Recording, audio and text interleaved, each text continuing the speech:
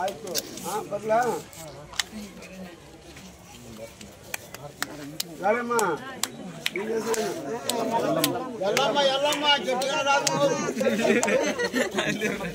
ಜಂಬಕ್ಕ ನೋಡ್ರಿ ಹೆಸರುಗಳು ಜಂಬಕ್ಕ ಜಂಬಕ್ಕ ಅಂತ ಯಾರಾದ್ರೂ ಕೇಳ್ಬೇಕು ನಿಮ್ಮ ಇವರು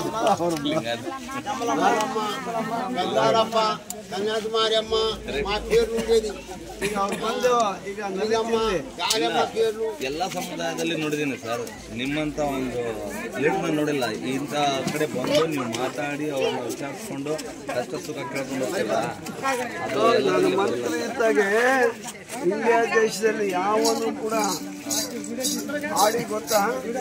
ಆಡಿ ಅಂದ್ರೆ ಟ್ರೈಬಲ್ ವಾಸ ಮಾಡ್ತಾರಲ್ಲ, ಸರ್ಕಾರ ತಗೊಂಡೋಗಿ ಅದು 24 ಗಂಟೆ ಅದು ಮನೆಗೆ ಅವ್ರು ಕೊಟ್ಟಂತ ಊಟ ತಿಂದು ಸರ್ಕಾರದಿಂದ ಬೆಳಗ್ಗೆ ಅವ್ರಿಗೆ ಏನ್ ಬೇಕೆಲ್ಲ ಸವಲತ್ತನ್ನ ಮಂಜೂರು ಮಾಡಿ ಬಂದಿರೋ ನಾನು.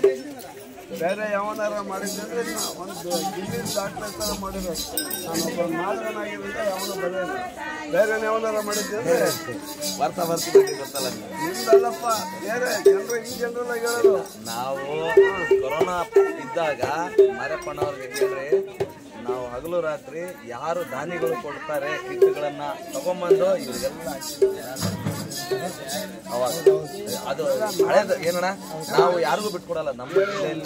ಮಂತ್ರಿಯಾಗಿ ಮಾಡಿದ ಅದಕ್ಕೆ ನಾನು ಯಾರು ಮಾಡಿಲ್ಲ, ಮಾಡಕ್ ಸಾಧ್ಯ ಇಲ್ಲ. 300 ಎಕರೆ ಜಮೀನು ಸಿಕ್ತು ಕರ್ನಾಟಕದಲ್ಲಿ. 300 ಎಕರೆ ಜಮೀನು ಕೊಡಿಸೇನಿ ಇವ್ರಿಗೆ.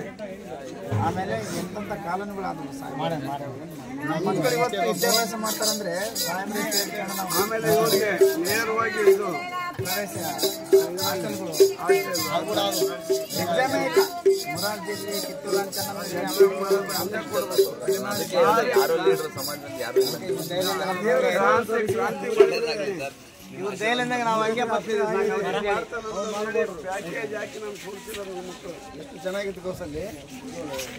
ಏನು ನಿಮ್ಮ ಹೆಸರು? ಮೊಹಮ್ಮದ್ ಗೌಸ್. ಅಲ್ಲಿ ಇದರಲ್ಲ, ಅಲ್ಲಿ ಬೆಂಗಳೂರಲ್ಲಿ ಮಂತ್ರಿ ಆಗಿದ್ದಾಗ ಅವ್ರಿಗೆಲ್ಲ ಸಹಾಯ